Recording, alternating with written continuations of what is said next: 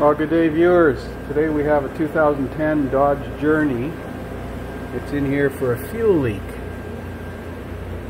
And that looks like it's leaking from the fuel rail itself. Why would that be leaking?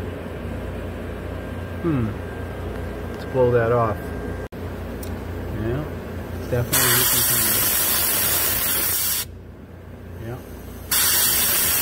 I thought it was leaking from the pressure fitting here. This thing's going to need a new fuel rail.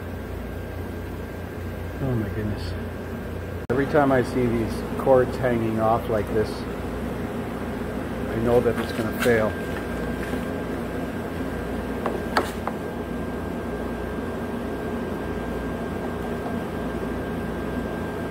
So if I move the wires, so the wires are broken here because this thing's flipping in the wind.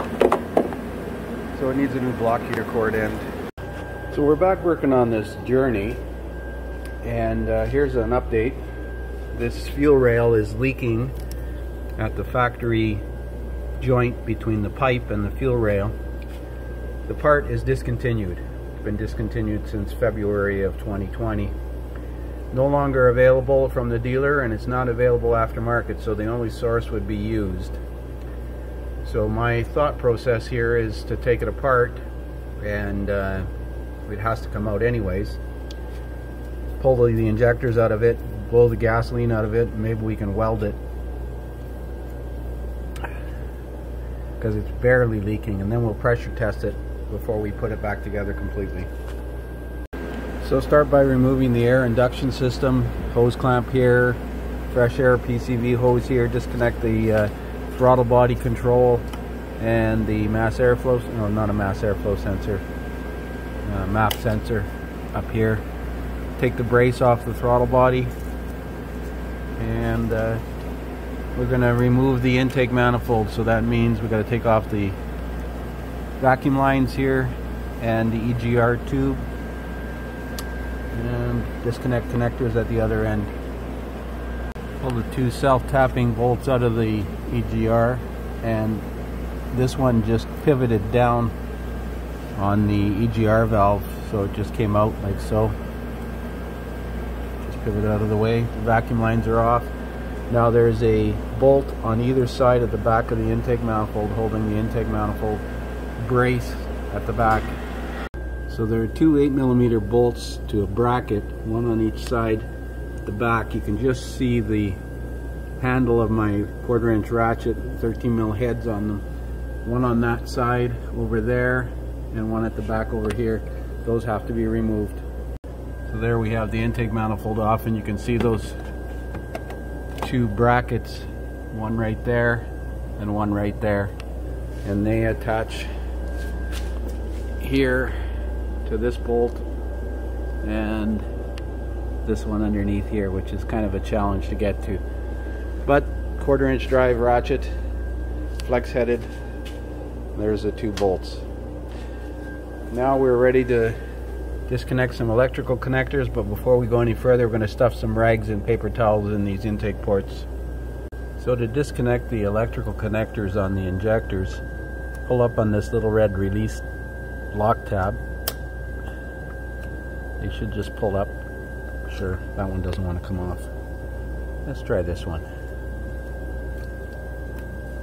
This was apart not that long ago. There. And then push in on this tab and pull it off at the same time.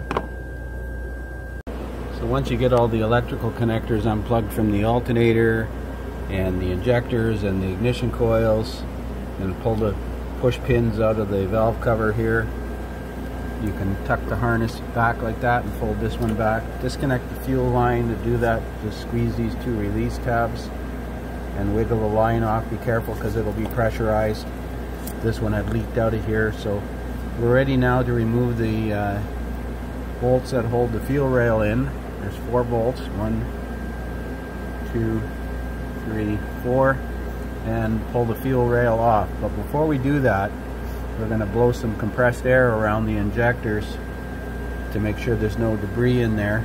The injectors come out fairly easy can twist them. This engine was recently apart, and I put an injector, I think number 6. I think this injector here I replaced because it had failed a few months ago. So there's the fuel rail out. 4 bolts hold the rail in. And we're going to pull the injectors out of the rail so that I can drain this completely and blow it dry. Because I think I'm going to try to braze this area here with some brass rod. This is stainless steel. I don't have a TIG welder, so there's all the injectors removed. Kept them in order. And this is the area where it was leaking, right around this factory brazed weld here. So I'm going to clean this up. I've blown the fuel rail out with compressed air. And I'm going to move this off to another side of the shop when I heat this up with a torch, because there might be fuel vapor in here. I'm going to let it sit for a while. I think there's a spot right there where it looks like it might be compromised. Could probably solder it, but I think brass welding it would be better. Oh well. So there it is, brass welded. I'm not the best welder, but it doesn't look too bad.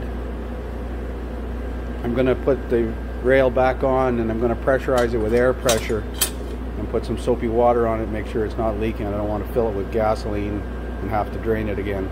Well, there's the fuel rail reinstalled. I connected a pressure regulator and dialed it up to 60 pounds of air pressure, and I sprayed some soapy water on the connection here, and there's no bubbles.